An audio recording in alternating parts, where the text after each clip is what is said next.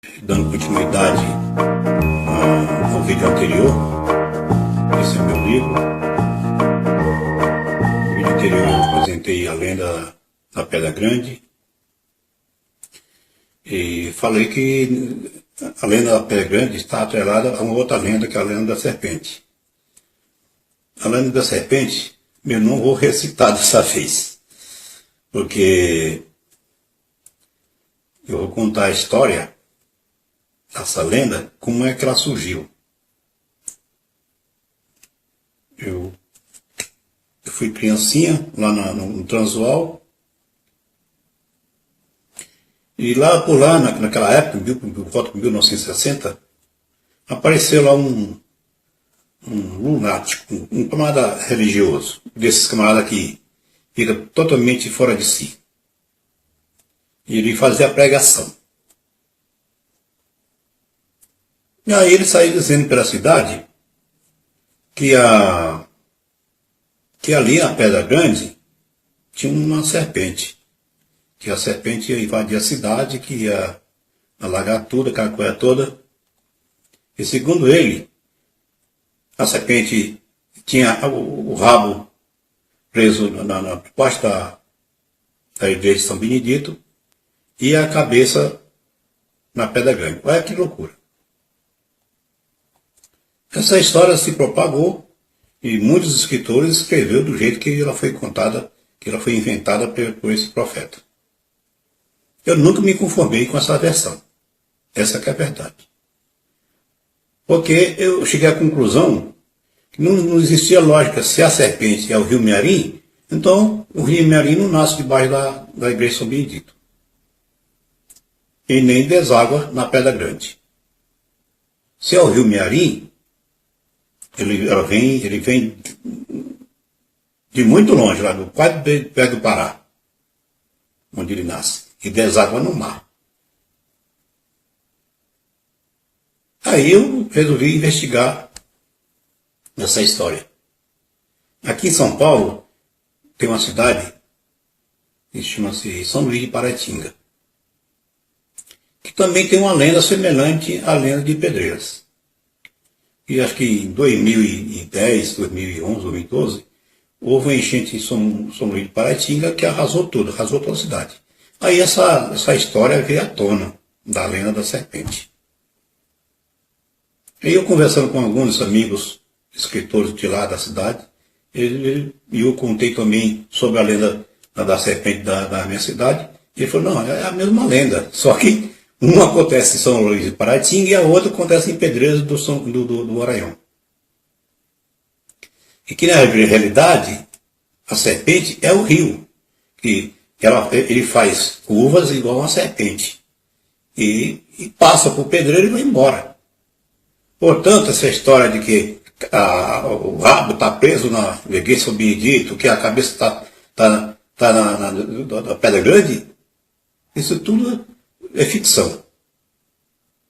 Na realidade, se o rio Mearim é a serpente, vem de muito longe. E passa e vai embora. Aí eu escrevi a lenda da Pedra Grande justamente para justificar a lenda da serpente. Que o monstro de pedra, quando ele viu, era noite de luar, quando ele viu do alto do morro o rio, o brilho da noite que deu nas águas, parecia uma serpente correndo assim em direção à cidade. Aí o monstro saiu, pisou em cima da serpente com o intuito de matar a serpente. Ele não sabia que era o rio. Aí o que aconteceu? Ele afundou até mais do que a canela, que era a lama, ele se afundou, ficou preso, não conseguiu sair, entendeu? Foi naquele instante que aconteceu um fenômeno, ele foi petrificado ali, a água represou sobre ele caiu sobre o leito do rio, parte dele ficou no morro, que é a perna, e parte dele ficou preso no rio. Aí o que iludiu o profeta? O profeta subiu na pedra. se eu não me engano, foi até ele que colocou aquela cruz que está na pedra.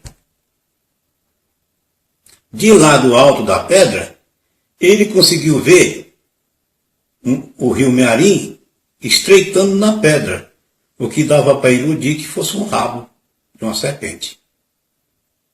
Bom, para encurtar essa história, todo religioso, em todas as épocas, sempre usou e aplicou os seus conhecimentos religiosos para atribuir, para dar velocidade a um fato. Então ele colocou a igreja na história da serpente para dar um valor à história dele.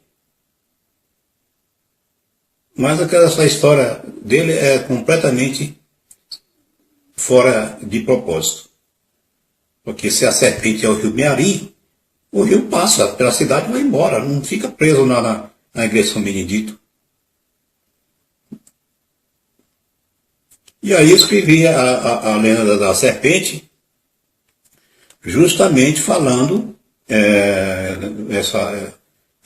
dessa parte, contradizendo a história do profeta, mas não deixando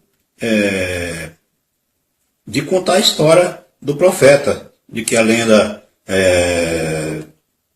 surge de 4 em 4 anos para destruir a cidade, de que a lenda que a serpente mora debaixo da pedra grande,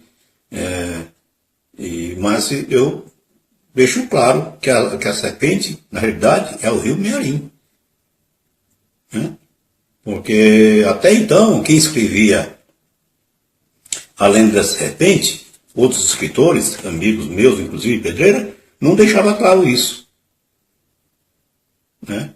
E aqui no poema A Lenda da Serpente, que está aqui, ó, esse poema aqui eu já escrevi no livro Tardes Paulistanas, eu não sei se está aqui, não está aqui. Publiquei nesse livro também. Esse é meu terceiro livro. Né? No primeiro livro que eu publiquei, que é Causas de Família, eu escrevi a história de Pecuapá, que é isso aqui, a história de Pecuapá, entendeu? E aqui no Herói da Minha Infância, entendeu? Tem 5 lendas, e algumas histórias pessoais, né?